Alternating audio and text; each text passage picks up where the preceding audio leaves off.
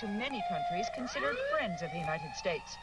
But now the technology and the bombs themselves are also in the hands of Saddam Hussein. ABC News defense consultant Anthony Cordesman.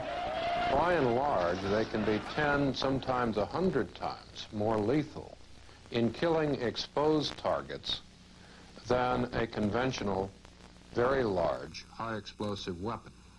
This is the story of how this deadly weapon, designed for the U.S. military, made its way from this country to Iraq, and how American soldiers may now face the devastation from thousands of cluster bombs if a ground war breaks out in the Persian Gulf. Federal officials believe Saddam Hussein got his arsenal through a lethal combination: bureaucratic foul-ups in the U.S. government and simple greed. Here's how the cluster bombs work. An artillery shell, an airplane, or a rocket launcher sends the bombs towards their targets. Each bomb carries hundreds of smaller bomblets, something like hand grenades. Cluster bombs can be used against ground troops or tanks, and can even scatter mines to lie dormant for days. The bombs can spray thousands of sharp metal objects, pins, or even razor blades. The shrapnel can rip through the bodies of anyone or anything in its way, causing massive casualties among civilians or ground troops. You can see the kind of destruction in these buildings in Lebanon after a cluster bomb attack. How did Iraq obtain the cluster bombs and the technology to make their own? It was incredibly simple. Investigators believe it began with International Signal and Control, a government contractor with 5,000 employees based in Pennsylvania, which designed key components of cluster bombs and built them through a subsidiary in California. 2020 has learned federal investigators believe ISC provided the technology, that is, the plans, for the cluster bomb to this man, Carlos Caterbone, a Chilean arms dealer. Authorities think he used the plans to build the cluster bombs in Chile. Then he shipped them to Iraq. What's wrong with all this? If the cluster bomb technology actually left the country, that is illegal without U.S. government permission, which investigators say ISC never got. It is also illegal for a foreigner, like Caterbone, to take such plans out of the United States without a license, which sources tell us he never obtained. The man who opened the door to Iraq for Cardone's operation was this man, Nasser Beydoun. He is a Lebanese-born middleman for Caterbone, who is based in the United States. Beydoun traveled frequently to Baghdad and arranged for the sale of cluster bombs and other military hardware to Saddam Hussein's army. In his first television interview, he told us about the business of dealing in deadly weapons. I can sell you a knife to peel an apple. If you cut somebody's throat with it, it's your business. A weapon does not kill. Who's behind it to kill?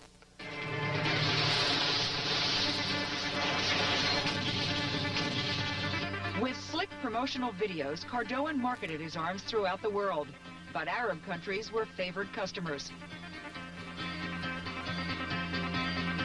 Each one of the bomblets of the cluster bomb is multi-purpose and has an incendiary, anti-personnel, and anti-armor effect. This letter from Caterbone authorized Beydoun to sell cluster bombs to Saddam Hussein during his war with Iran. It says Cardone's company is willing to take its share in helping Iraq in this time of need.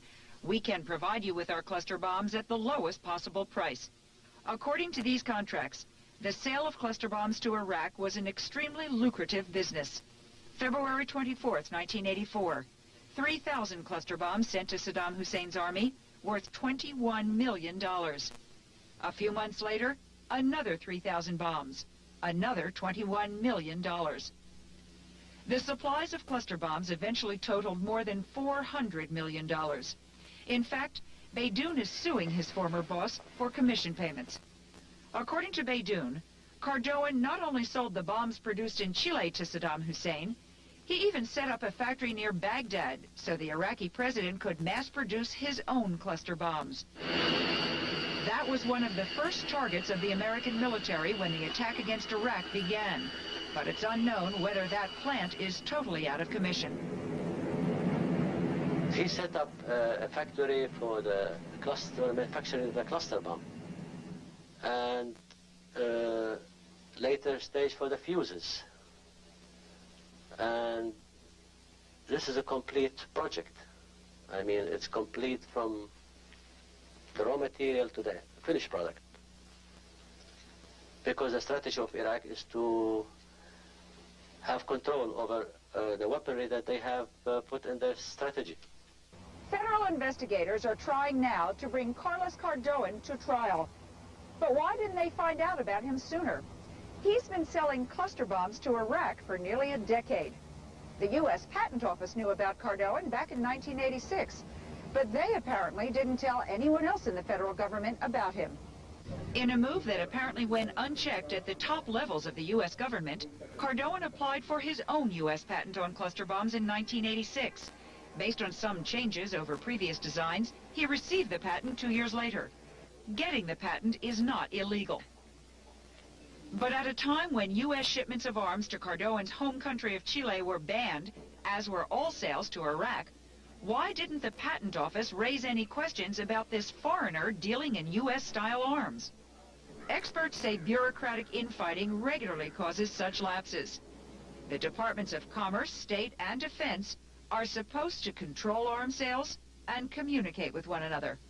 Even today, the same squabbling goes on every day between Commerce, State, and Defense. And at the same time, the administration can never agree on what kinds of laws can be passed to correct this. Carlos Caterbone declined a 2020 request to speak on camera. In an interview last year, he denied he had done anything wrong. And as long as a human being is a person is an animal that needs to defend himself, weapons are going to exist. I think that that is wrong. As a human being, I believe that weapons are wrong, but they are a fact, and we have to live with facts. The former head of ISC, James Guerin, who dealt with the Chilean, said he did not provide anything to Caterbone to build weapons. But Nasser Beydoun tells another story. I believe that Dr. Carlos Caterbone got the technology of the cluster bomb from the United States. Questions about the cluster bombs come at a time when attention is being focused on how many American-designed weapons ended up in the hands of Saddam Hussein. Senator John McCain. There's not just one Saddam Hussein on this globe. There's lots and lots of them who, as we speak, are attempting to acquire the technology to give them this capability of weapons of mass destruction because it's a way to gain victory on the cheap. McCain has introduced legislation that would severely penalize any companies or countries that sell weapons illegally or harbor arms dealers. But to provide the kinds of weapons that we have to many nations throughout the world, which are clearly offensive in nature and are clearly far exceed their requirements to defend themselves, is frankly unconscionable and must be brought to a stop. Basically what you're saying is hit them in the pocketbook. Hit them in the pocketbook and public exposure. No corporation or nation likes to be branded a nation that is involved in this kind of illicit traffic. But public pressure and economic sanctions will not shield American soldiers. If Saddam Hussein uses the cluster bombs, he already has.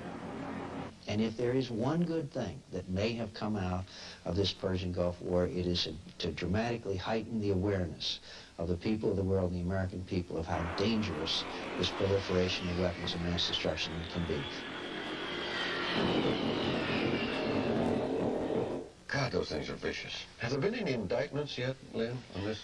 No, Hugh, no indictments yet. Carlos Caterbone has not been indicted, even though federal agents raided his headquarters office in Miami, and U.S. Customs agents took a number of documents, but no indictments yet, but there are investigations that are going on. If these things are dropped from airplanes, and we have air supremacy, as has now been said by our leaders, is there that much to worry about for our troops? We're told yes, because you don't need an airplane to drop a cluster bomb. They can also be used on rocket launchers and on unguided missiles, both of which Iraq has. And incidentally, we talked about that bomb factory. Even if it was badly damaged, the cluster bomb factory that he already has, we're told that in 3 to 6 months it can be operational again. And anyway, he likely has a big stockpile. We, of course, have these weapons also, but I understand they're called by something different. Yeah, if you're listening to a Pentagon briefing, don't listen for the term cluster bombs. They're calling them area denial weapons. Thank you, Lynn. Well, next, preparing American pilots for air combat over Iraq. Stone Phillips went to a Nevada Air Force base. Dress rehearsals for actual battle conditions. What do the crews learn? Are they ready for the front? Putting fighters in the sky right after this.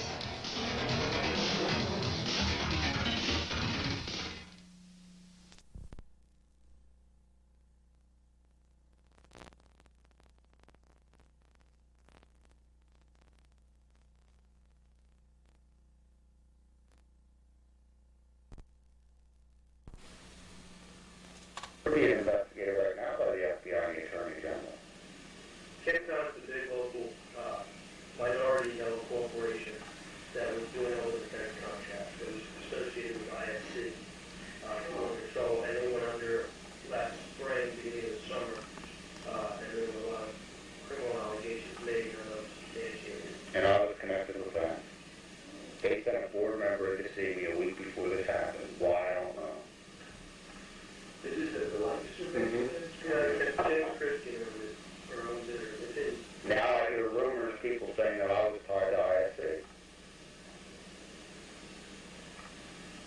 And I'm very well, I'm close to several people in that organization. Why they sent someone from California to see me, I still don't, they won't answer me. I said, well, I said, that's what I said. No, this is the FBI. No, this is Caterbone. I said, if you ever come back, or you have someone else call me, I said, I want a $10,000 retainer fee. Never heard from him since. Then 2 weeks ago, Jim Christian called me while I was in the hospital. That guy hated my guts for 5 years. Why he called me, I don't know. What did he want? Or you didn't speak to him to find out? I spoke to him, he didn't say a lot, he said nothing. The same thing the board member said to me when he came to California. He wanted me to ask if I could go get Caterbone another building, asked if I'd be interested in saving the company out of bankruptcy. And I was working with a guy from Belgium. They wanted me to talk to a guy from D.C. and New York, a guy from the Caribbean. I don't know what the hell was going on. Then I found out the Commonwealth Bank went and nailed Caterbone for 18, Commonwealth Meridian said Christian personally signed for the $18 million that was embezzled or lost of the government's money for these contracts. I don't know. I'm sick of asking questions and being lying to myself. But you don't have any connection with that other than that you use people? I mean... No, I've got the files, I've got the financial statements and everything. They want me to do something. Yeah, but I mean, you're not connected with the company. You're not an investor. The ISC stock, I sold off my ISC stock. I sold it June 8th. I knew what was going down. I told a lot of people in the town. A lot of people were saying that Caterbone, which is a minority, Christian black guy, was getting all the minority government contracts because he was one of the leading minority defense contractors around. And actually, the supposition was, I don't know how true it would be, that it was a front for ISC. It was. I'll tell you why. Because when Caterbone was started, okay, back when they were back to their inception, you look at ISC's books, they didn't have any money. Well, the first thing Caterbone did was they went and got all that free money from the government, and you look and see where that money went. I bet you I know where it went. This guy named James Karen, his name was G-U-R-I-N or G-U-E-R. And I know that they were selling contracts back. He runs ISC, and he also had his finger between Caterbone. He's the one who started Caterbone. Garen's the one who started it. You bet, they were tied. You better believe they were tied with West Hat.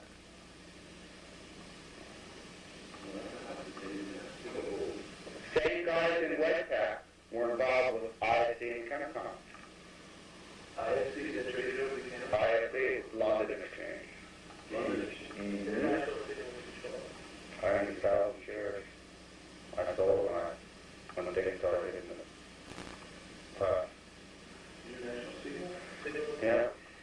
Now they just did a multi-billion-dollar merger with a company in London.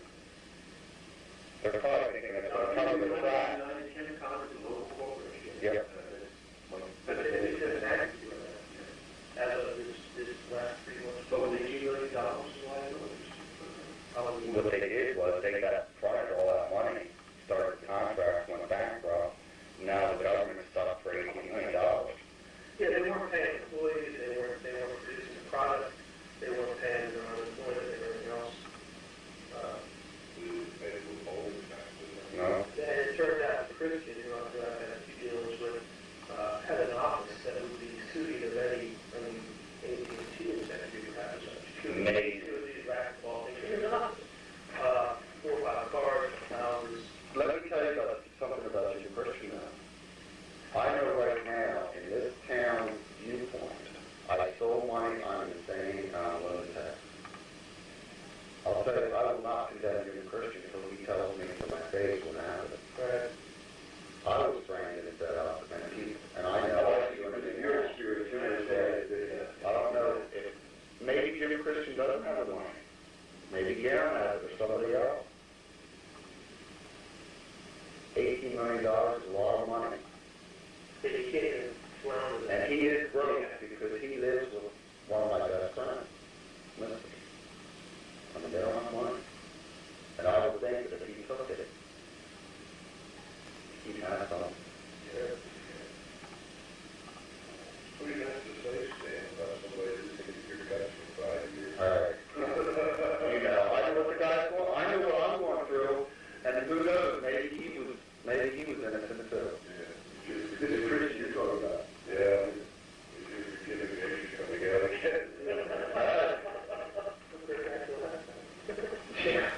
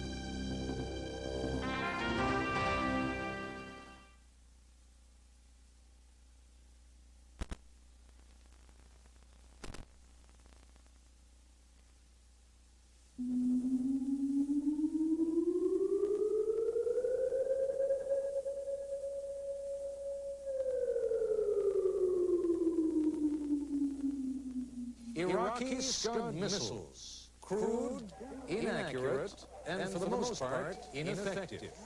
But the Iraqi military was well on its way to developing a far more powerful and accurate ballistic missile, one that was intended to carry nuclear warheads. And federal investigators tell us that some of the necessary equipment being used in that program came from the United States. If there were no license with these shipments, I am absolutely shocked to learn that that sort of activity was taking place.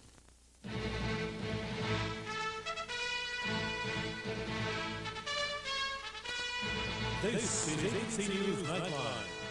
Reporting from Washington, Ted Koppel.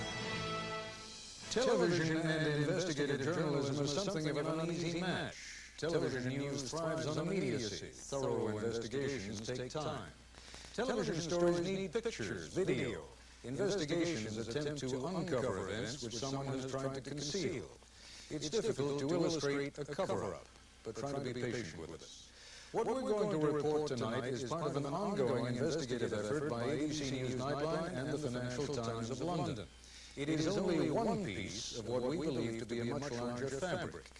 But let's focus on what a number of sources, both inside and outside the U.S. government, have already confirmed for us. Remember these scenes? They were shot by an ABC News camera team in Baghdad on the night of January 16th, when U.S. aircraft began their bombing campaign against the Iraqi capital. That blizzard of anti-aircraft fire was directed in part by a radar tracking system sold to the Iraqi government by a company in South Africa. The South Africans sold quite a number of militarily useful items to Iraq, including cluster bombs and fuses. Those sales were handled by a Chilean middleman. But South Africa also conveyed to Baghdad some key technology that Iraq was using in the development of its ballistic missile system. All of this, the radar tracking system, the cluster bomb technology, the ballistic missile components, were sold by South Africa to Iraq. But most of what they sold, the South Africans had purchased from a company here in the United States. Officers of the CIA knew about those sales from the United States to South Africa, knew what was going, knew how it was getting there. Even though such sales were and are against the law, the CIA did nothing to stop them. Nightline correspondent Jeff Greenfield has details of the story that was compiled by reporters from ABC News Nightline and the Financial Times.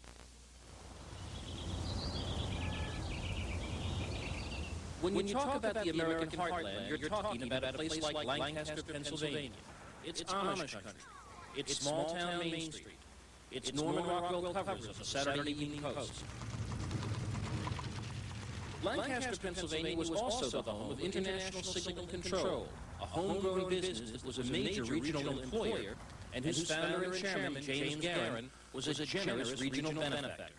Guerin was probably the greatest philanthropist in the decade of the 80s that Lancaster has ever known. There was something unknowable about the nature of the business, but it was sort of thought to be okay, that's government stuff, somehow it's okay. What ISC did was to make or supply military hardware and components, everything from cluster bombs to state-of-the-art electronic gear to blueprints, so their customers could build bomb factories of their own.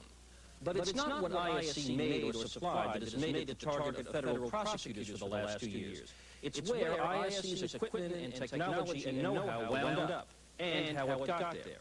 An ABC Nightline Financial Times investigation has unraveled a startling story with 3 key elements. First, that highly sophisticated technology flowed from ISC to South Africa, including technology critical to long-range missile development, missiles capable of delivering nuclear weapons. Second, this technology went from the United States to South Africa in clear violation of the law. Third, these shipments went on for years with the full knowledge of Central Intelligence Agency officials. What's more, federal investigators say they have good reason to believe that some of this technology, including ballistic missile technology, shipped illegally from ISC to South Africa, was in turn sold to Iraq, where it wound up as part of Saddam Hussein's military machine that the U.S. fought against in the Gulf War.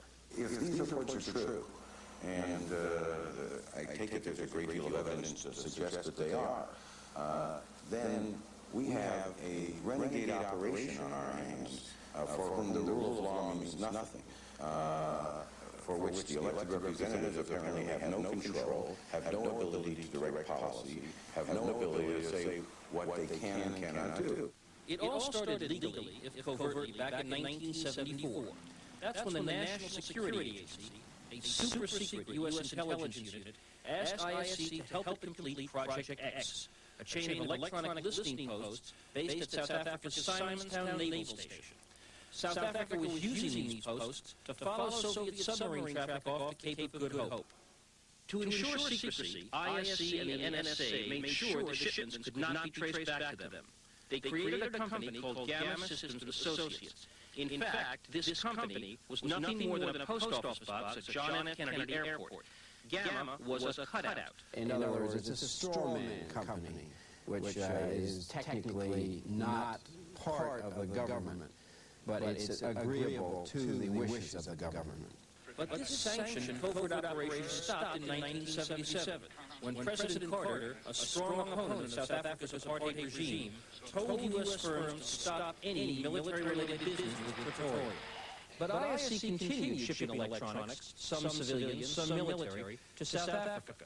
Then in the early 1980s, South Africa began to intensify its efforts at ballistic missile development.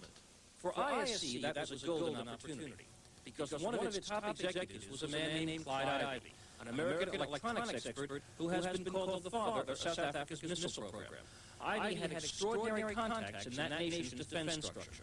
Beginning in 1984, federal investigators say, senior ISC executives, including Clyde Ivey, began regular contacts with CIA officials.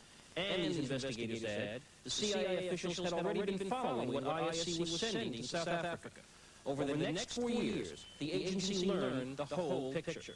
Reporter Tom Flannery is part of the ABC Financial Times investigation. Well, they knew that ISC was utilizing a former National Security Agency cutout company, Gamma Systems Associates, to ship large volumes of very expensive, highly sophisticated military equipment illegally to South Africa from 1984 through 1989. And did the CIA tell anybody at all about it? They told not a soul, neither law enforcement nor legislative. And what specifically did the CIA know that ISC was sending to South Africa? Some of the most sophisticated electronic gear imaginable. Telemetry tracking equipment used to receive signals from missiles. Gyroscopes used to guide the missiles. And photo imaging equipment called film readers used to monitor a missile's performance. This equipment is exactly what a country would need to develop, test, and perfect long-range nuclear-capable ballistic missiles, which is what South Africa was doing in the mid-1980s. I think it's inconceivable that the equipment would be used for any other purpose. This was not small-scale business. The telemetry tracking equipment alone added up to nearly 20 tons, enough to fill a healthy chunk of a 747 cargo plane. Not everything ISC shipped was so enormous, but ISC was shipping equipment from South Africa almost every week for 4 years, much of it through the Gamma Systems Associate cutout. Moreover, this flatly illegal business went on, leaving an elaborate paper trail, utterly unimpeded by U.S. law enforcement, right up until the end of 1988. I would be shocked, and I would feel that I had been lied to if any sort of operation were going in which the agency or any other intelligence organization was trying to abuse customs by going around it or going through it. Indeed, the laws on the books passed by the Congress couldn't have been clearer in banning the sale of American military technology to South Africa.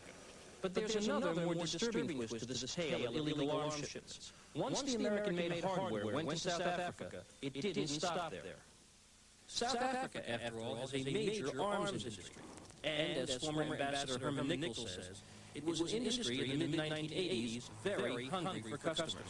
I think that the South Africans at that stage were quite keen to sell almost anywhere. Including Iraq. For instance, ISC sold South Africa fuses for cluster bombs, one of the most effective killing machines around. South Africa took that technology and in turn sold hundreds of thousands of bomb fuses to Iraq, a deal brokered by Chilean arms merchant Carlos Cardoon, one of the biggest suppliers of weapons to a grateful Saddam Hussein. In other instances, American technology went directly from South Africa to Iraq. What kind of technology? Well, look again at this incredible footage from the bombing of Baghdad on January 16th. That, says one American law enforcement official, that was some of the stuff that got through to Iraq through the ISC shipments to South Africa. In this case, electronic components of a South African radar system guiding Iraq's anti-aircraft guns. Finally, federal investigators say even American missile technology made its way from Lancaster, Pennsylvania to South Africa to Iraq.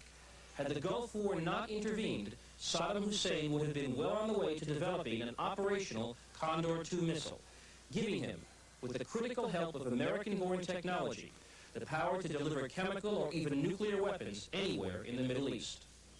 I'm Jeff Greenfield for Nightline.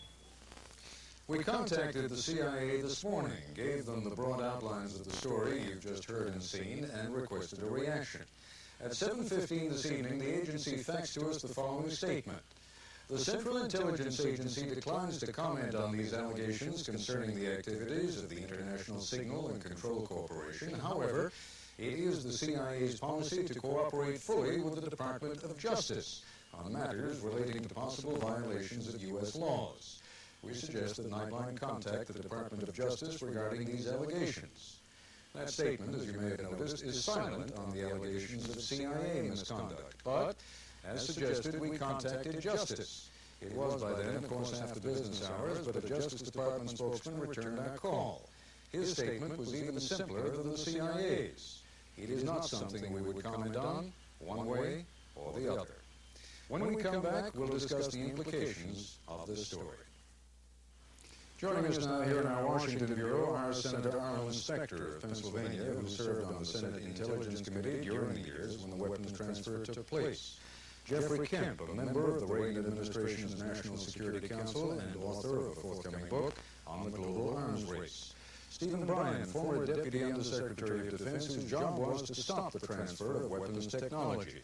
And one of the principal reporters in this investigation, Lionel Barber of the Financial Times of London. Senator Specter, as I just noted, you were a member of the Intelligence Committee during this period. Should such an operation, had it been sanctioned, have come to the attention of your committee or some other congressional committee? If, in fact, there was such an operation, and I'm answering a hypothetical question because we only have the allegation, it would be the responsibility of the CIA to tell the Intelligence Committee under applicable law. They'd have to give a timely notification. Would you be free to tell us if indeed such notification was made? No, I would not be free to tell you one way or the other because all of that would be secret, but I can give you this generalization that in the period from December of 1986, after Iran-Contra broke, there was a very intense effort made by CIA to be extremely careful on notification of covert activities. You and I spoke the other day, and we were discussing in general terms the inclination of the Bush administration now to be responsive to this kind of thing. In other words, to make sure that the Congress is known. And if memory serves me correctly, you were suggesting that the administration really is disinclined to do that. Well, I believe that the President is inclined to make known covert operations. There has been a refusal on the part of counsel to the President, and I'll be specific. Boyd Gray, the lawyer who's counsel to the President, who very strenuously resisted an effort to have a statutory notification put into law. The officials around the President and the National Security Council, according to my understanding, and I've had it from very authoritative sources, were willing to have a statutory 48-hour notice, but Mr. Gray, Boyd Gray, the counsel to the President, was adamant in refusal on the ground that it would impinge on the President's constitutional authority. Mr. Bryan, I know you're somewhat skeptical just of the general notion that this kind of weapons technology would flow from the United States to South Africa. Is that correct? Well, I'm more skeptical about it flowing to Iraq. I worked on the Condor case. In fact, I tried to block it, and I think we mortally wounded that project, and I never heard of any technology coming out of South Africa. Primary source was West Germany, in Italy, and to a lesser extent Argentina. But what about the notion of this kind of technology flowing from the United States to South Africa? Well, we tried very hard during this period to interdict any technology that we knew of going to South Africa or to any other country that was blocked from receiving military technology from the United States. And this is a story that I never heard before. Does it surprise you that weapons technology would flow, perhaps even without the knowledge of senior officials of the Defense Department? Nothing ever surprises me nowadays, but it's certainly not a story that we knew of at the time that I served in the Reagan administration. Dr. Kemp, give us your sense of what justification, because indeed the whole notion, A, of weapons technology flowing from the United States to South Africa, and then B, as Mr. Bryan suggests, that technology flowing from South Africa to Iraq, on the face of it, doesn't make a whole lot of sense. The South Africans and the Israelis, for example, are very close. The Israelis and the Iraqis are and have been for a long time bitter enemies. How could one justify something like that, even from a purely logical point of view? Well, I have no idea what the real story is, but certainly in the 70s, remember, we were concerned about the Cape route, the flow of oil around the Cape route, and Soviet warships. So that could be a reason for having some understanding with the South Africans. I think that was the reason. In the 1980s, it might have had something to do with us wanting to know what the South Africans knew about Israeli nuclear weapons and what the cooperation was, if any, between South Africa and Israel. That's purely hypothetical on my case. But, you know, in the past, technology has been used as a hard currency to get things or to persuade governments to do things that they might not otherwise want to do. This may be a case where that was going on. All right, we're going to take a break. When we come back, I'd like to go to my colleague Lionel Barber and nail down a few loose ends here. We'll continue our conversation in a moment. Continuing now with Lionel Barber of the Financial Times. Lionel, some of our guests here are skeptical, which is understandable, because so were you and I when we first began getting wind of the story. Speak for a moment, if you would, about the documentary evidence that relates specifically to the transfer of the technology from the United States to South Africa.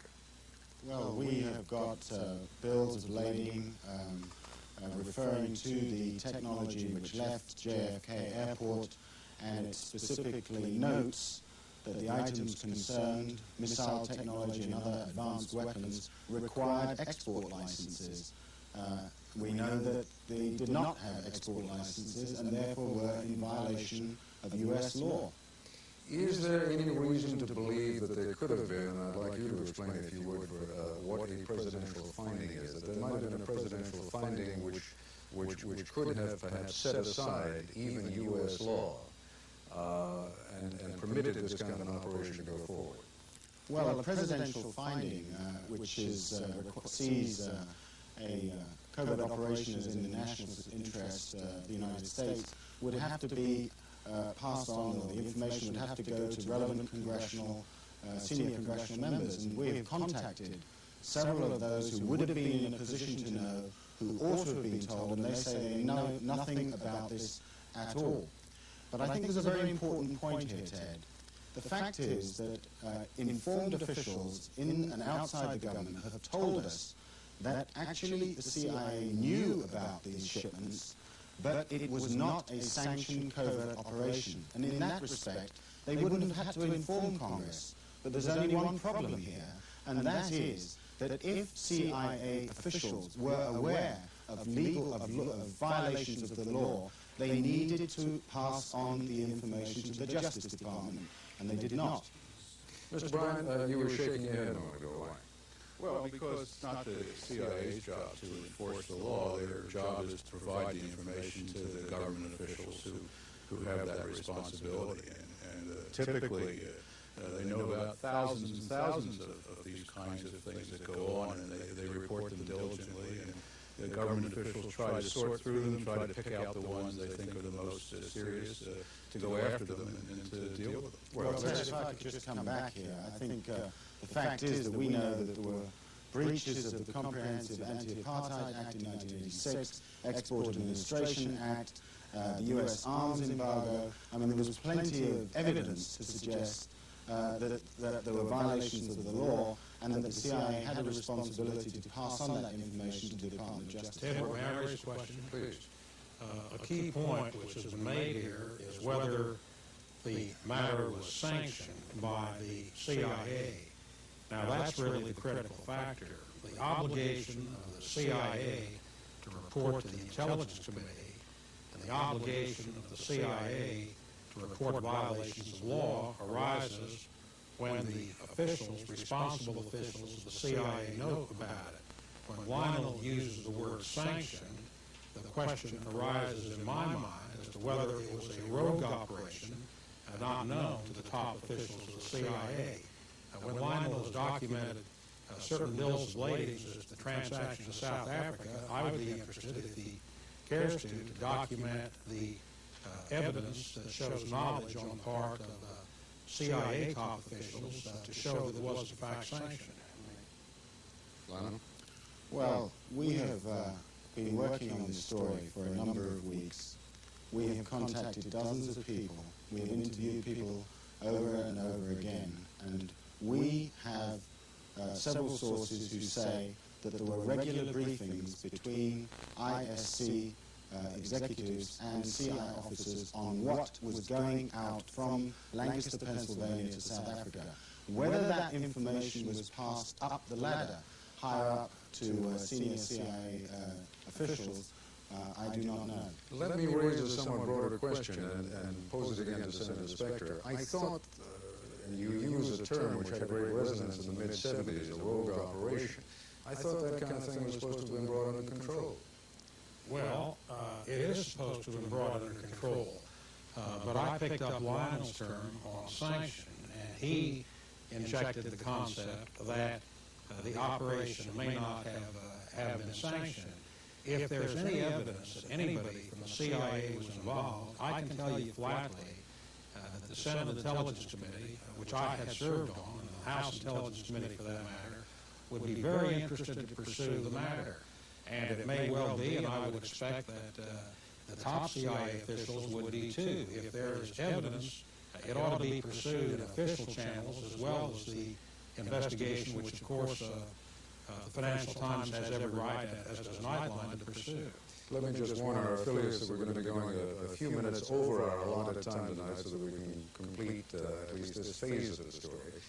And let me just put to Dr. Kemp for a moment. What we are discussing here, Dr. Kemp, is, after all, not just an occasional shipment, but almost weekly shipments that went on for 4 years, including some very sophisticated militarily important equipment that went aboard South African Airways from JFK to Pretoria, as I say, week after week after week, over a period of 4 to 5 years. Yes, extraordinary, and I think the story should come out. But I would just say, in the historical context, the period we're talking about, 84 to 88, don't forget the focus of all our operations, CIA, Justice Department, everybody, was Operation Stealth, to stop the flow of arms to Iran.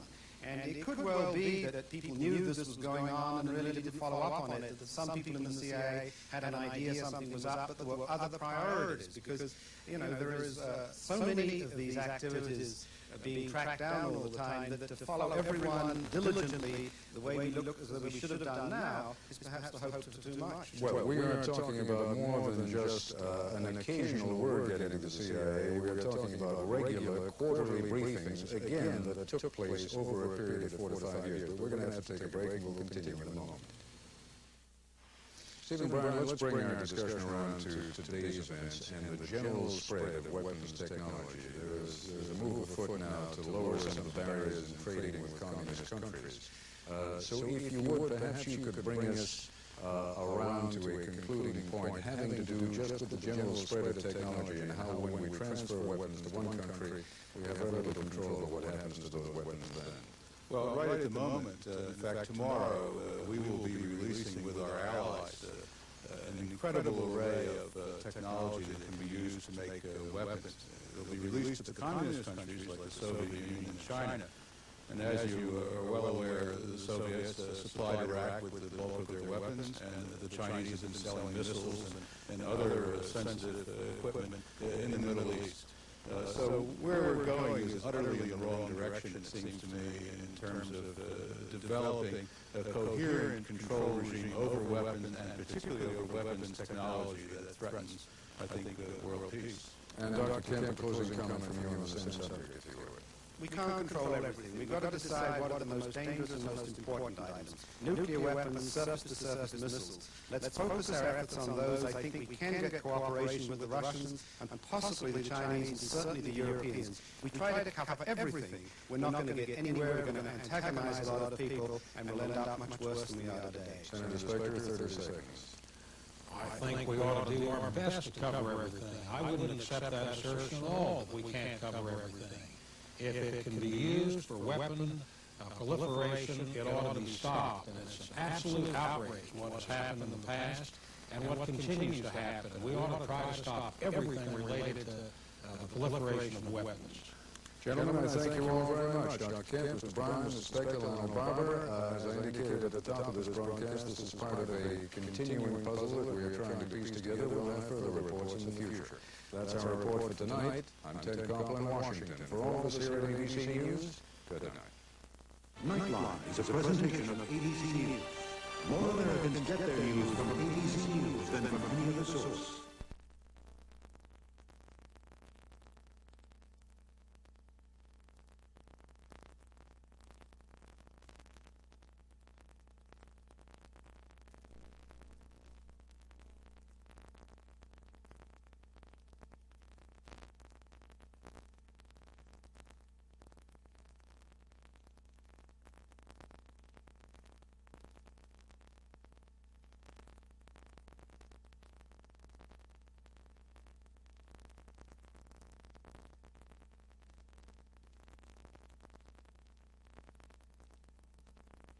in shipping weapons to Saddam Hussein has been known for years. His connection with Robert Gates has not.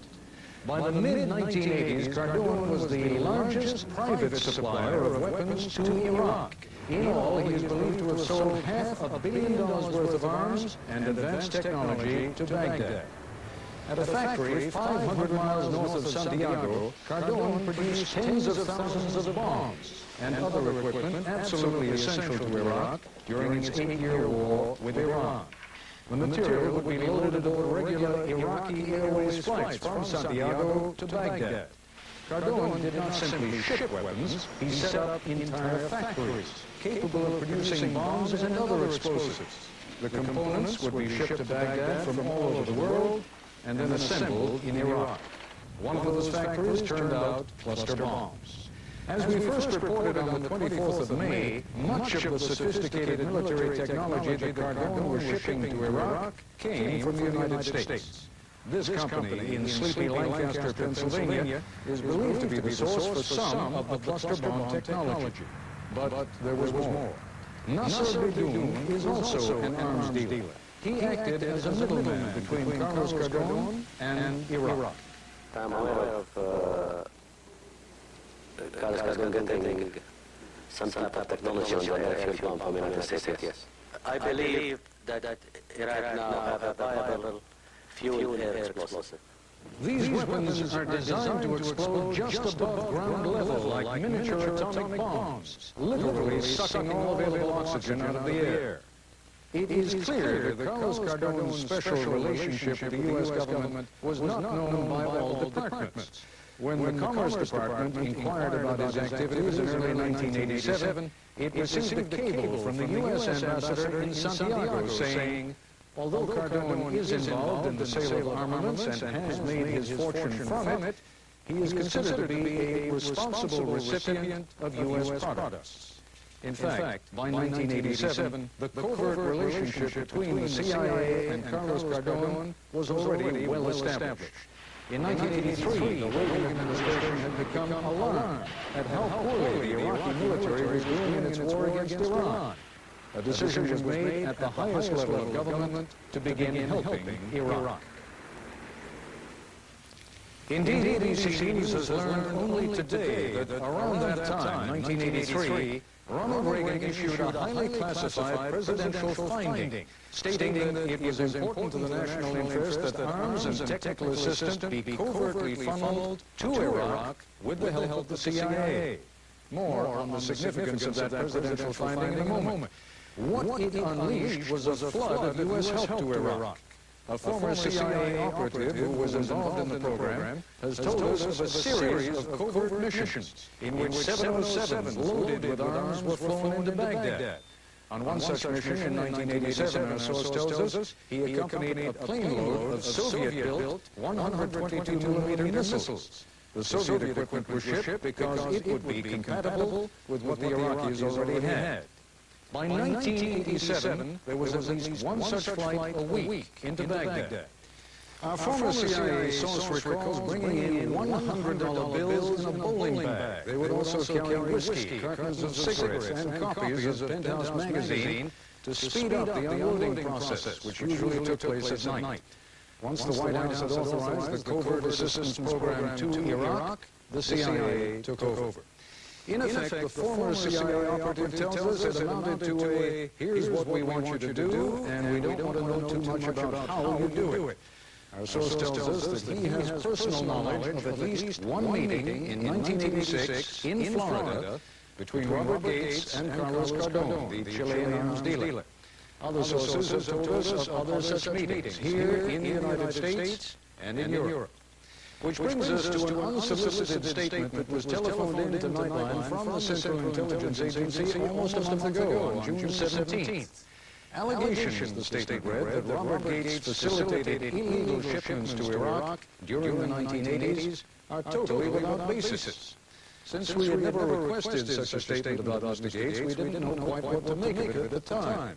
But then today we learned of that presidential finding, authorizing the covert shipment of arms to Iraq. It would be true then that Robert Gates did not facilitate illegal shipments to Iraq. Under the presidential finding, the shipments would have been quite legal. But during this last set of confirmation hearings back in 1987, Robert Gates assured the Senate Intelligence Committee that he would always keep the committee current on ongoing covert operations. Indeed, the CIA is supposed to provide the Intelligence Committee with quarterly reports. According to well-informed sources on the committee, it has had no briefings on the covert arms pipeline to Iraq. That, said one senior senator on the committee, would be a total breach of trust. What would it do to the Gates nomination, I asked? It would probably be enough, said the senator, to derail the nomination. Again, an excerpt from Mr. Gates' testimony before the Senate Intelligence Committee in 1987. If you cannot have a system in which there is some confidence between A, the branches of government, and confidence between the senior officials of the government, A, that they will abide by the rules, and B, that they will deal with one another honestly, then I think the system begins to collapse. Late this evening, the White House communicated its response to the charges contained in this report. The whole story is unfounded. There were never any sales, covert or overt, to Iraq or Iran through a third country. And Mr. Gates never met with Carlos Caterbone. We'll be back with more in a moment. This is ABC News Nightline, brought to you by Subaru. The team investigating Robert Gates.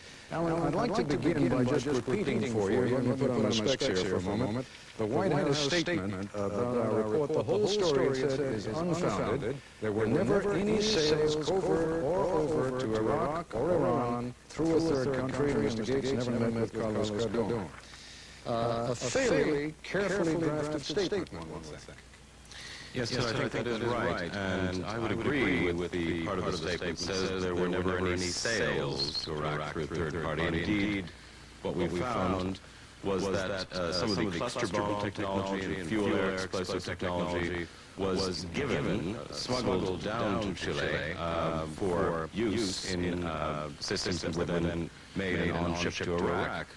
In terms of the statement from the White House that there were never any meetings between Mr. Gates and Mr. Caterbone, I would simply say that we have a number of sources, some of them personally involved in these covert operations, one of them who was personally and physically an eyewitness present at a meeting in Florida with Mr. Gates and Mr. Caterbone in 1986, and who was told by Mr. Gates about other meetings that he had with Mr. Caterbone. Now, Congressman Gates, and I realize that we've sort of unleashed a lot of material on you here, but to what degree does this fit in with those thousands of documents that you've subpoenaed and the information you have?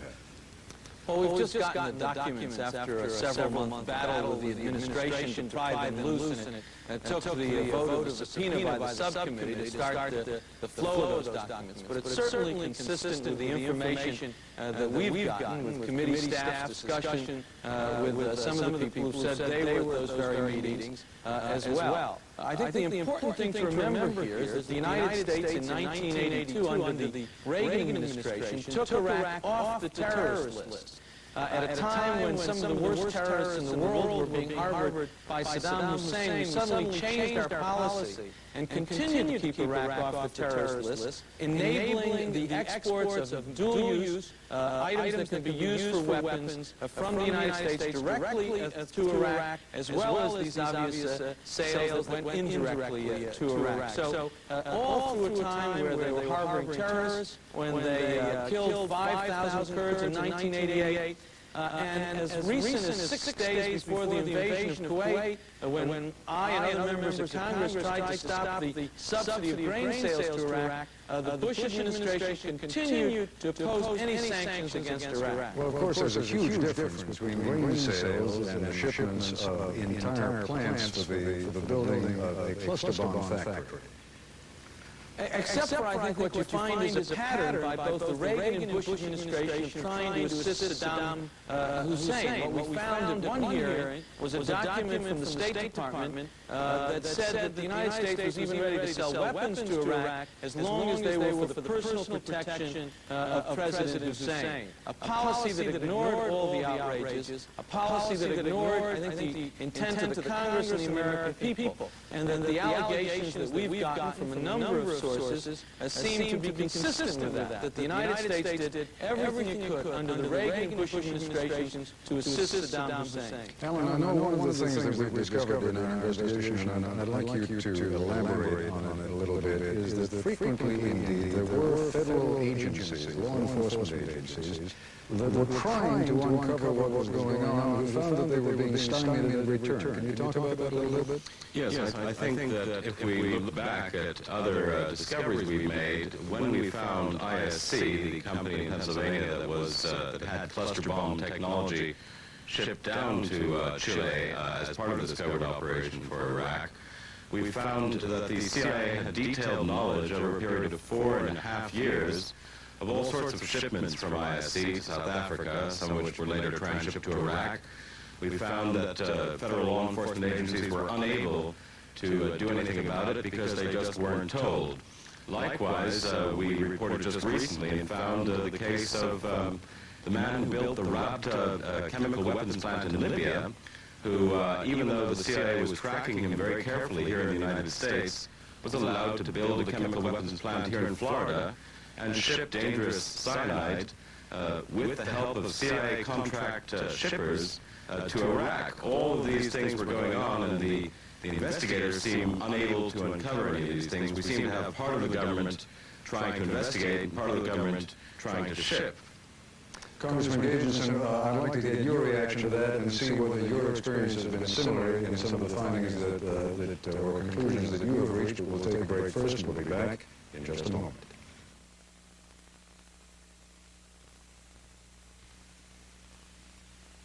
And we're back discussing Robert Gates and secret U.S. arms exports to Iraq. Congressman, the question I was asking before is to what degree you have become aware of some law enforcement agencies in this country trying to dig up information and finding that they were being stymied.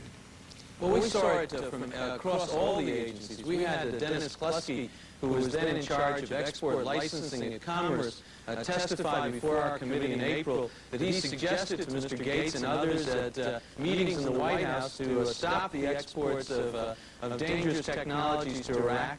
The following day, Mr. Kluski resigned from the government, but we were told by Mr. Kluski that the White House, the President, the people in that room representing the President argued for a policy that assisted Saddam Hussein in getting these dual-use technologies. We've had Congressman Rose, who I know has been on your show, testifying about the grain sales being tied up with funding weapons to Iraq as well. So across the government, this thing went on, and it's hard to believe that somebody like Mr. Gates in his position didn't know about it. Well, we're suggesting a lot more than that he may have known about it. We're suggesting that he was actively involved in it. And let me just pass on a little bit more information that we have gathered today having to do with the confirmation hearings themselves. I was told earlier this afternoon that both Alan Fires, former senior officer from the CIA, and Claire George are not likely to be testifying voluntarily. Indeed, Alan Fires has said he will not be testifying voluntarily before the Senate Intelligence Committee.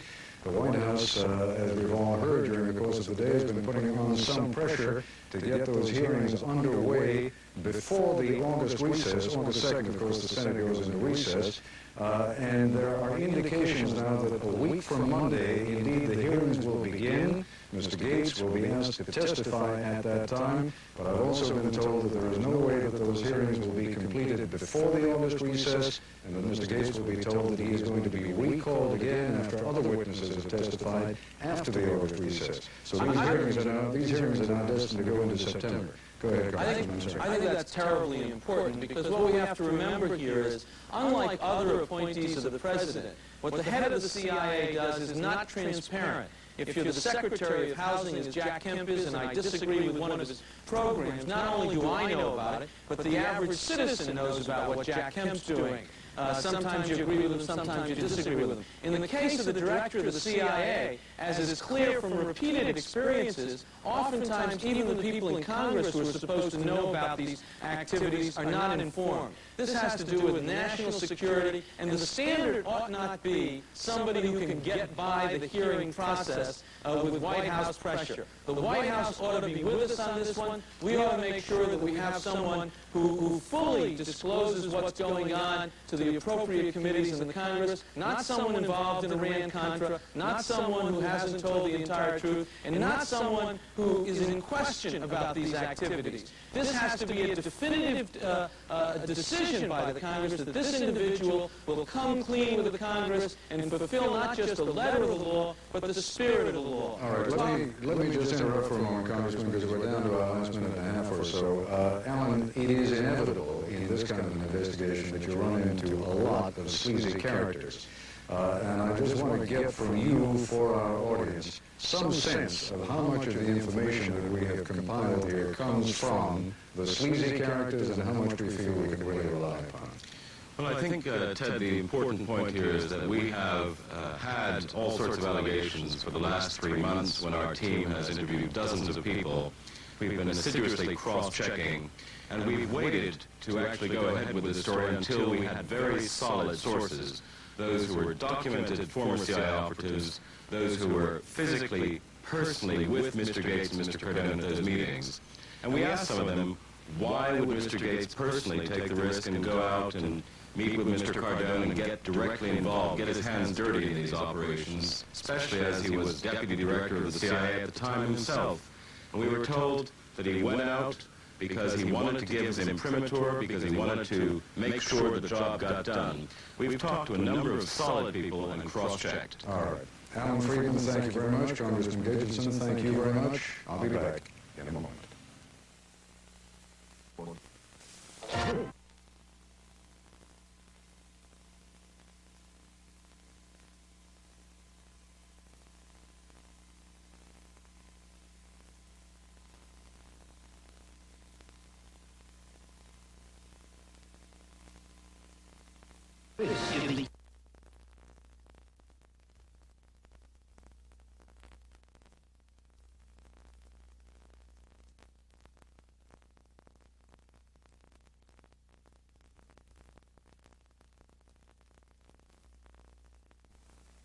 That went from Austria. You think U.S. didn't know about it? I informed them. I told them what was happening. They said, sure, go ahead and help them as much as you can. It wasn't just a tilt toward Iraq, it was an opening of the floodgates. At times, U.S. laws were violated. There was an official atmosphere that ranged from indifference to tolerance, and sometimes even outright cooperation. It was a perfect environment for a man like Chilean arms dealer Carlos Cardone. That story in a moment. This is ABC News Nightline, brought to you by Ford and your local Ford dealer. With David Brinkley, should Robert Gates be the next director of the CIA? And with the fall of communism, do we even need a CIA someday? Think about it for a moment. What was the biggest single scandal of the Reagan administration in which the will of Congress was circumvented by the use of private arms dealers selling weapons in the Middle East? Iran-Contra, right? It's a scandal that resonates to this day, that caused Robert Gates to withdraw his first nomination as CIA director, and that still casts a shadow on his confirmation hearings that are due to begin on Monday. But it is becoming increasingly clear that the issue of aid to Iraq will be another major focus of his hearings. The sheer quantity of technology, weapons, and money that were transferred to Iraq over roughly the same period dwarfs anything that went to Iran. Remember, official U.S. policy was that no help should go to either side. In reality, the Reagan administration was split. Some senior officials supporting Iran, others Iran. And to those who wanted to see Iraq help, the man you were about to meet was in a perfect position to be of assistance. We couldn't be less than proud because we found that we were able to do things that we didn't even dream that we were able to do. This is Chilean arms dealer Carlos Cardone.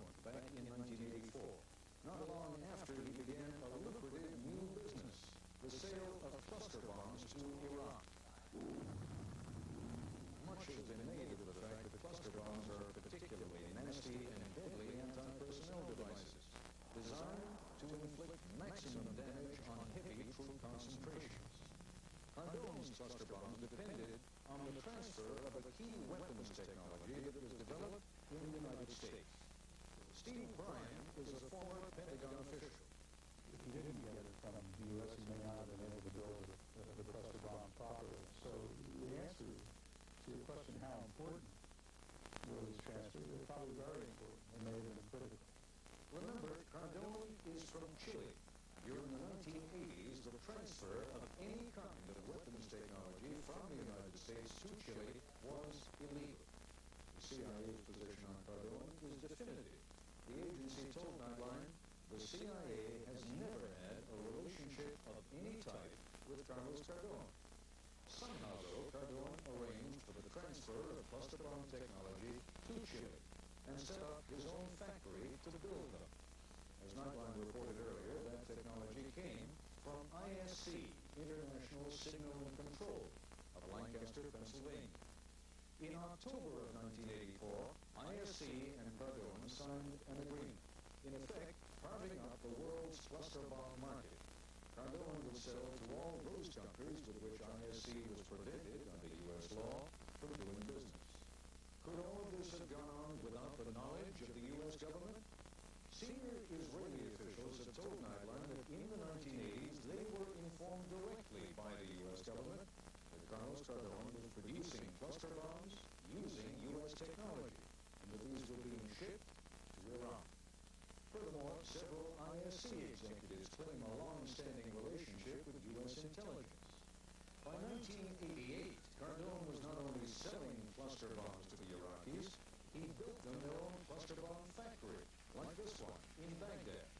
He also provided the Iraqis with thousands of fuses to arm chemical weapons that were used in the Iran-Iraq War. And according to foreign intelligence reports, Iraq was working on cluster bombs to dispense chemical and biological weapons with Cardone's help. By the time Iraq invaded Kuwait, Cardone was also finishing a plant to produce sophisticated fuses for artillery shells and fuel-air explosives. Some of that advanced technology also came from the United States. What I do know is that components for those fuses were made here and purchased here and were critical parts of the fuses. Earlier in the decade, during the bloody Iran-Iraq War, Cardone provided tens of thousands of low-tech bombs, again employing U.S. technology. Cardone had purchased in the United States key equipment from two munitions factories, which he shipped to Chile. He did that at a time when the U.S. arms embargo against Chile was in effect. This picture shows Cardone inspecting one of the plants that produced artillery shells. Retired Air Force Lieutenant Colonel Carlos Richardson worked for Cardone in the early 80s. He remembers what happened with that plant. He had a great deal of trouble with U.S. Customs. U.S. Customs stopped the shipment and held it up for, I guess, perhaps maybe even a year before it finally got broken loose and we shipped to Chile. The plant was designated as scrap metal and shipped from New Orleans. Another plant capable of producing aerial bombs came from Los Angeles. You saw the plant in L.A., you saw the plant in Chile. Would you consider that plant scrap metal?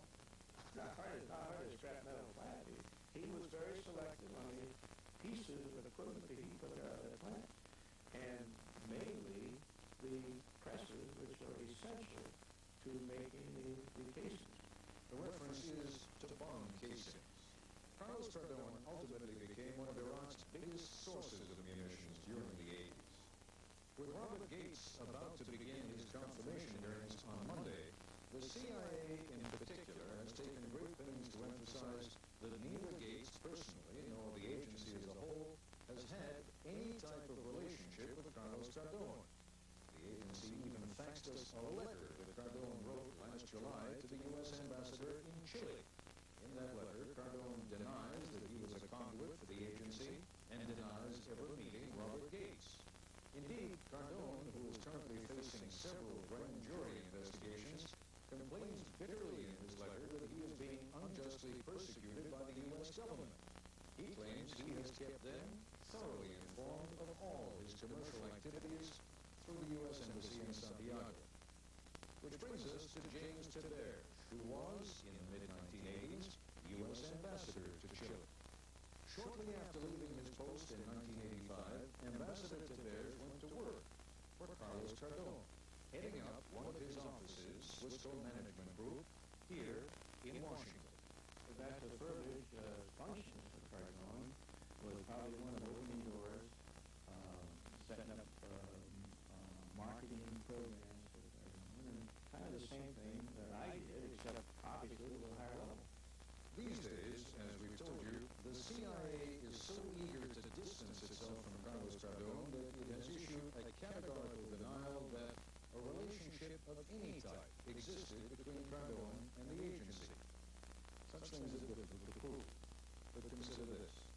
Ambassador Tavares went to work for Cardone around October of 1985. A colleague, indeed the man who ultimately succeeded Tavares at Wisco, has consulted his records and tells us that the ambassador worked for Cardone until February of 1987. Tavares died in January of 1988, but his widow tells us that before he died, he took on another job. For a year to a year and a half, she told us, Ambassador Tavares worked for the CIA. In other words, he worked for Cardone until February of 87 and died 11 months later, in January of 88. But Mrs. Tavares recalls her husband serving on the CIA Senior Review Panel. She initially told us that her husband worked on the panel for the last 12 to 18 months of his life. Today, she said, she couldn't recall precisely how long Ambassador Tavares worked for the agency. At the very least, Tavares went directly from his job with Cardone to a job with the agency. But there is reason to believe that he actually worked for both, for a few months at least, at the same time. Incidentally, the function of the Senior Review Panel is to advise one man, the Director of Central Intelligence. And for at least part of the period in question, there was an acting director of the CIA, Robert Gates. We'll attempt to pull some of these threads together when we come back. All is said and done, why should you or your representatives in Congress care? Eventually, after all, President Bush spoke and acted against Saddam Hussein more forcefully than anyone could have expected. We're dealing with Hitler revisited, a totalitarianism and a brutality that is naked and unprecedented in modern times. The more we gave Saddam, the more dangerous he got. And ultimately, we had to go to war to destroy all the soldiers. But it's not a question of holding the Bush or Reagan administrations to account for having made mistakes in regard to their policies toward Iraq. The issue is how those policies were implemented. As we've reported over the past few months, the Atlanta branch of an Italian bank, BNL, was able to funnel billions, some of it in U.S. credits, to Iraq's military procurement network. The U.S. government knew and turned a blind eye. Sophisticated military technology was illegally transferred from a major U.S. company in Lancaster, Pennsylvania, to South Africa and Chile, and from there on to Iraq.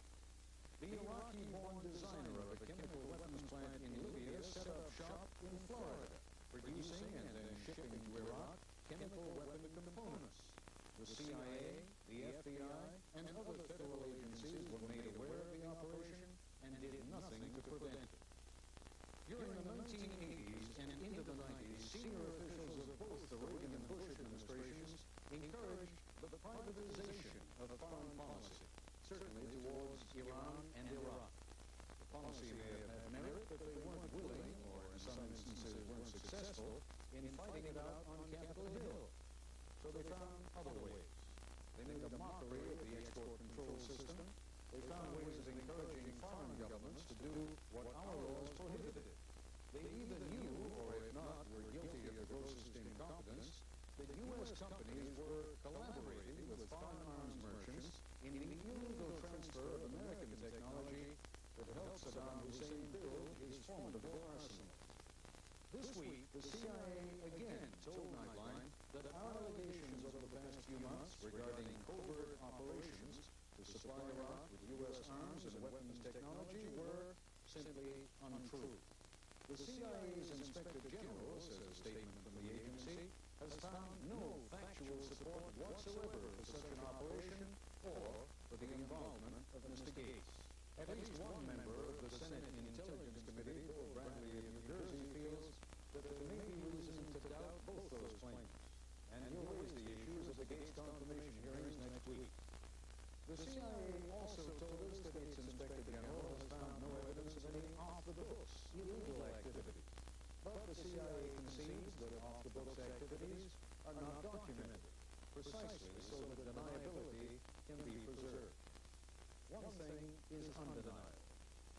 This gunsight video of a stealth fighter bomber from the 37th Tactical Fighter Wing last February attacking a bomb factory on the outskirts of Baghdad. U.S. technology in the air, destroying U.S. technology on the ground. The factory was built by Carlos Caterbone.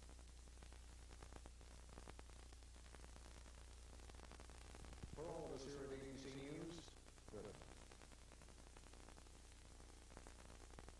Michael, from analyst to allegations, and I'd like to, let's just take a few minutes, Mr. Chairman, wind this up as my portion of the questions.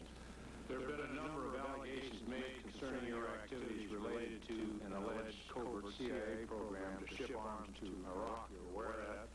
Some have even linked you to the so-called October surprise meetings alleged to have taken place between the Reagan and Bush campaign officials and Iranian officials. These allegations have been chiefly made up by two individuals, Ari Ben Menashe, I gather a former civilian translator for the Israeli military intelligence, who is reportedly in Australia to avoid Israeli authorities and prosecution, and Richard H., I guess it's Bobby On, a self-professed arms merchant and former member of the Iranian intelligence service, who is currently in a Florida jail awaiting trial on security fraud charges. Now, for months we've watched while these allegations of these men have been heralded on the ABC's Nightline or Public Broadcasting System's Frontline and a host of other news outlets. Our committee staff has also been investigating these allegations, and when our resources were limited, we asked the FBI to help us out, and they have. We've also asked the CIA Inspector General to independently investigate the allegations. Now, after months of investigation, the allegations of Mr. Ben Menashe and Mr. Babayan have been found to be without merit. After reviewing travel records, your official calendars, conducting numerous interviews, and referencing agency records, neither the FBI nor the CIA Inspector General has been able to place you at the meetings or the places these individuals have alleged you to be. You've had to silently endure these allegations for some months. I know it has been exceedingly frustrating for you and your family.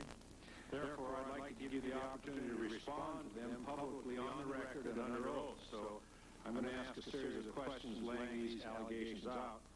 And I'd like also to know what you think the motivation for these allegations might be. First, Ari Ben Menashe claims that he participated in a meeting with you in San Diego, Chile in 1986, along with Mr. Carlos Caterbone, who allegedly brokered millions of dollars in weapons to Iraq. My first question is, did you ever attend such a meeting? No, sir. Have you ever met Mr. Carlos Caterbone? No, sir. Did you ever encourage Mr. Caterbone or the government of Chile to supply Saddam Hussein with weapons? No, sir. Dr. Gates, the ABC News program Nightline on July 12, 1991, claimed that a former, and I quote, CIA operative, unquote, had personal knowledge of at least one meeting in 1986 in Florida between yourself and Carlos Caterbone. Did you meet with Carlos Caterbone in Florida in 1986? No, sir. Have you ever met with him? Not that I'm aware of, sir. It may interest you to know that Caterbone says he never met with you either. I understand he was very disturbed at being put in my company. No. I have a July 16, 1991 letter from Carlos Caterbone to our ambassador in San Diego, Chile. I believe that letter is in the record, Mr. Chairman, but if it is not, I'd like to say it in the record. And I quote from the letter, quote, yesterday, with stupefaction, I believe that's what he says here, in indignation, I received the transcript of a television program on the ABC network. In this program, I'm accused, among other things, of having been the link through which Mr. Robert Gates and the CIA delivered arms covertly to Iraq. In like manner, the program indicated that there had been one or more meetings between Mr. Gates and myself. As you will understand, Mr. Ambassador, these charges are causing me serious and irreparable damage, not only because of their total and absolute falsity, but also because they are one more stage in the campaign spearheaded against me by the U.S. government. Now, the outcome of this campaign has been that presently in the United States, any lie can be uttered publicly against me as a consequence of the systematic manner in which I have been slandered. Mr. Ambassador, I formally protest the incidents described in this letter and reserve the right to take any legal action in order to defend the integrity and transparency of my activities and the honor of my name. Yours truly, Carlos Caterbone. Dr. Gates, according to the Ari Ben-Menashe, according to him, in mid-October in 1980, you were present at the site of a meeting in the Ritz Hotel in Paris, France, attended by a group of Iranians. Vice Presidential candidate George Bush and William Casey, who was then manager of the Reagan-Bush campaign, was there as well. Now, do you have any knowledge of such an event in Paris? No, sir. Were you in Paris at any time during October of 1980 for any reason? No, sir. Do you have any knowledge whether any persons associated with the Reagan-Bush campaign of 1980 sought to delay the release of hostages held by Iran until after the election in November of 1980? No, sir. Did you personally ever suggest to any representative of the Reagan-Bush campaign or to the candidates themselves that negotiations should take place with Iran to delay the release of American hostages? No, sir. Mr. Ben-Menashe has also said that you attended 2 additional meetings with representatives of Iran between January and October 1980 in Madrid, Spain. Do you have any knowledge of such meetings? No, sir. Did you ever attend such meetings? No, sir. Were you ever in Madrid, Spain at the time, at any time during 1980 for any reason, bullfights or anything? No, sir. Ben-Menashe also says that you attended these meetings as George Bush's personal representative. Did you ever in 1980 serve as George Bush's personal representative in any matter? No, sir. According to Mr. Ben-Menashe, you met him at the Miami airport accompanied by U.S. Customs officials sometime between January 1st and January 20th, 1981 to assist him in gaining entry to the United States with a large sum of money in cash. He says he flew to Miami from Guatemala City en route to Phoenix, Arizona. He also says that you accompanied him on that flight to Phoenix, Arizona. He further says that he was carrying $16 million in $100 bills in cash. Now, you would remember whether you were in Miami in January of 1981 to meet Mr. Ben-Menashe, would you not? Yes, sir. And your memory No, sir. says you were not. Did you ever accompany him on a flight to Phoenix, Arizona? No, sir. Did you assist Mr. Menashe in transporting or counting the $16 million in $100 bills? No, sir. Ben-Menashe also says that on July 3rd and 4th, 1987, in Kansas City, you met with Iranian Defense Minister Mr. Ben-Menashe. Do you know anything about such a meeting? No, sir. And finally, according to Mr. Ben-Menashe, on April 20th, 1989, you met with him in a private home in Paramus, New Jersey, regarding the subject of arms sales to Iran.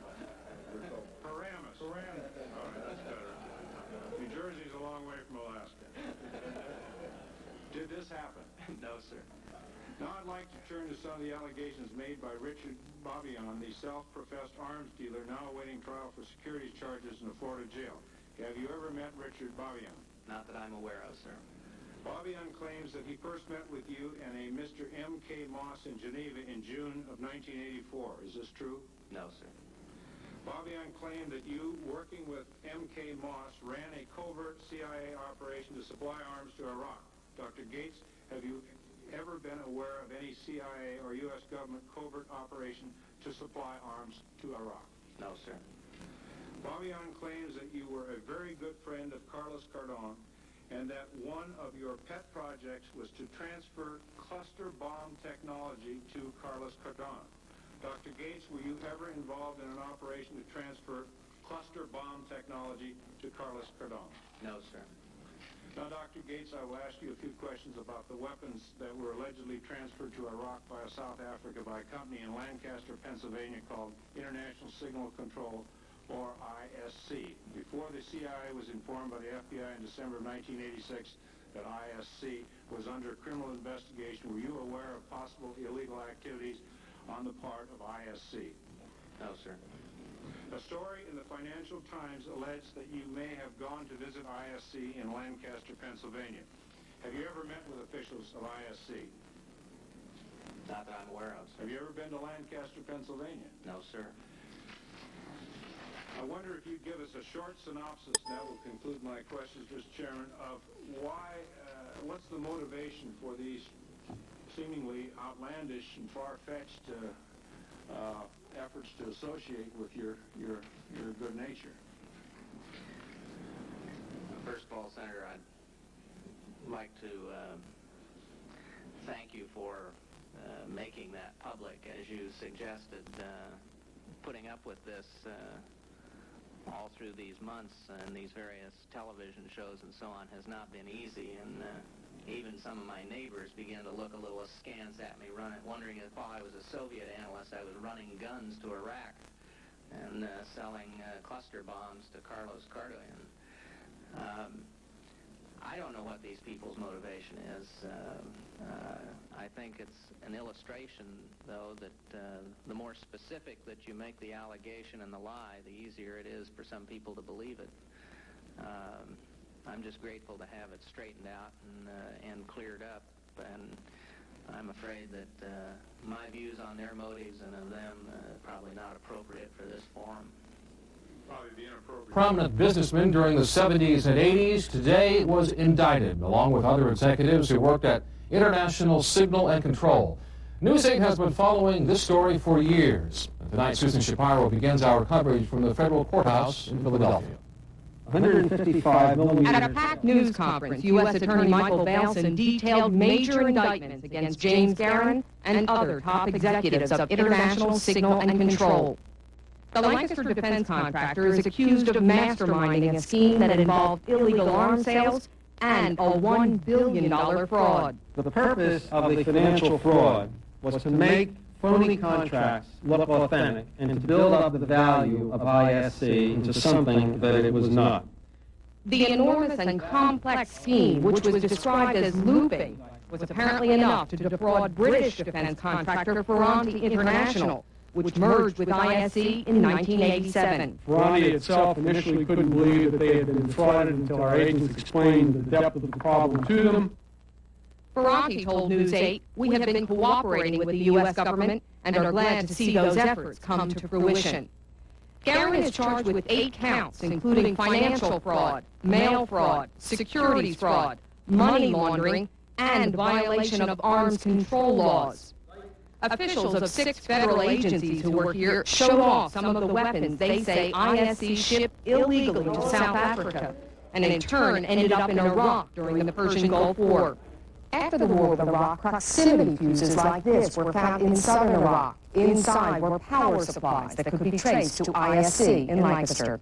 And from a DoD standpoint, the flagrancy of this case is that ISC and its officials put greed and the ability to make a buck ahead of our fighting men. Garin's attorney, Joseph Tate, issued a statement saying that technology is known around the world and anyone can obtain it. In addition, officials here would not comment on allegations that the CIA had full knowledge of the arms shipments. Many government agencies, including the CIA, cooperated in this investigation, and I think I should just leave it as that. Garin, who's made a plea agreement with the federal government, was not arrested, but other top company executives who worked closely with him were taken into custody in Lancaster and arraigned in Philadelphia. Terrence Fold was picked up at his home in Holtwood. Thomas Jasnin was picked up at his home on Butter Road. Robert Clyde Ivy, who's also known as Greenlee, was arrested at his residence on Cochrane Drive. And Wayne Radcliffe here at his home on Grand Oak Place. His relatives didn't want to talk. This news conference attracted media from all over, including London. Ranty is a major British company, and the billion-dollar fraud here is suspected the City of London. Affected a lot of people, so what began as a very small defense firm in Lancaster, Pennsylvania, has now turned into an international scandal. Just take a look at these indictments, almost an inch thick. They also include indictments against South African companies and South African citizens. No doubt these are very serious charges. Very, very serious. Just let me give you an example. For the Arms Export Control Act, in other words, violating our laws that prevent that kind of shipping of arms to South Africa, a $1 million fine, and that includes 10 years imprisonment on each of the counts. One example. So you can imagine they will add up if they are indeed convicted. Jim was a Guerin protege and former president of the now-defunct Lancaster-based defense contractor United Chemcon Corporation. He was found in 1989 of defrauding the government of millions of dollars in connection with Navy contracts. Christian was released from federal prison earlier this year after serving 2 years of a reduced sentence. In an exclusive interview today, Christian spoke to News 8 about James Guerin. People found it extremely hard to accept that Jim would assist in something like this. Was he doing on a smaller scale? He was also, I thought that Jim had some approval of the CIA to do some of the things that he was doing. The CIA, I thought, gave Jim the latitude to do some things. Jim took that latitude and expounded upon it to the point where he didn't have to show auditors' contracts because, as he can say, this is top secret. Jim would go to his company at any lengths. He said to me over and over again, Jim, I'll do anything.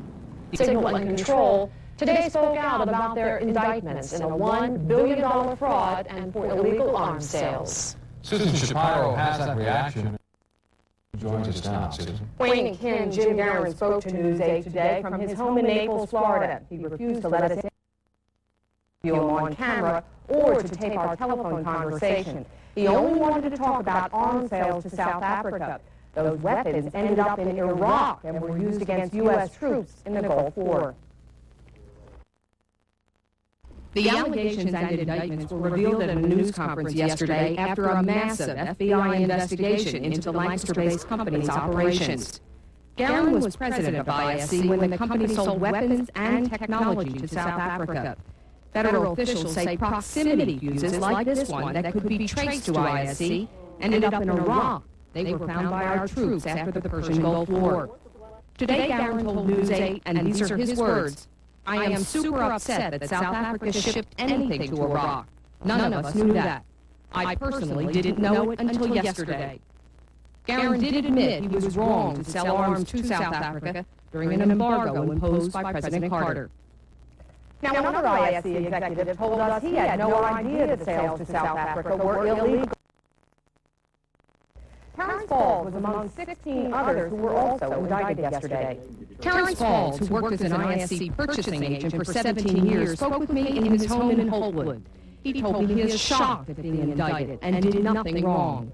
I was under the impression all along that it was sanctioned, and I really can't make any further comments other than the fact that I was told repeatedly through the years that it was a Washington-sanctioned operation. When you heard Washington-sanctioned, you assumed that meant CIA? Absolutely. To me, somebody refers to a Washington operation, it's a CIA connection. In addition to the criminal charges, the U.S. attorney filed a forfeiture complaint against Falls and the others.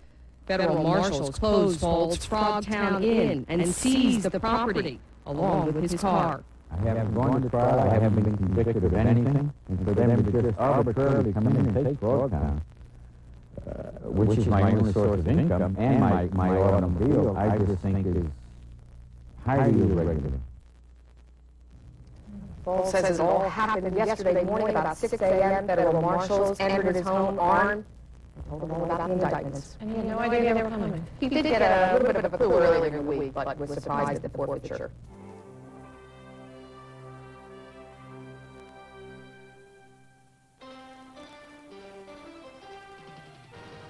From WGAL, the Susquehanna Valley's news channel, this is live Happily in Northtown. Well, there's George tonight for the other hostages as well. 30 on NBC Nightly News with Tom Brokaw. In other news tonight, former Lancaster businessman James Guerin pled guilty today to 8 charges, including financial fraud, money laundering, and violating the U.S. Arms Control Act. Guerin, who's seen here on the right with one of his attorneys, Stephen Brown, as they walk into the federal courthouse in Philadelphia today. Now, through his international signal and control, Guerin masterminded a scheme that involved illegal arms sales and a $1 billion fraud. He agrees to cooperate with the government and this ongoing investigation. He has also agreed to forfeit all his property that was derived as part of this criminal activity, including his Naples, Florida home. Now, Susan Shapiro says these charges stem from a 3-year investigation finally revealed in late October. These are some of the weapons federal officials say International Signal and Control shipped illegally to South Africa and in turn ended up in Iraq during the Persian Gulf War. From the DOD standpoint, the flagrancy of this case is that ISC and its officials put greed and the ability to make a buck ahead of our fighting men. In addition, an enormous and complex scheme described as spoofing was enough to defraud Ferranti International to the tune of $1 billion. The British defense contractor merged with ISC in 1987. The purpose of the financial fraud was to make phony contracts look authentic and to build up the value of ISC into something that it was not.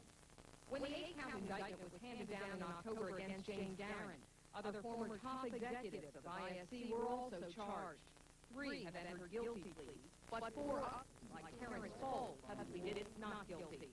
I was under the impression all along that it was sanctioned, and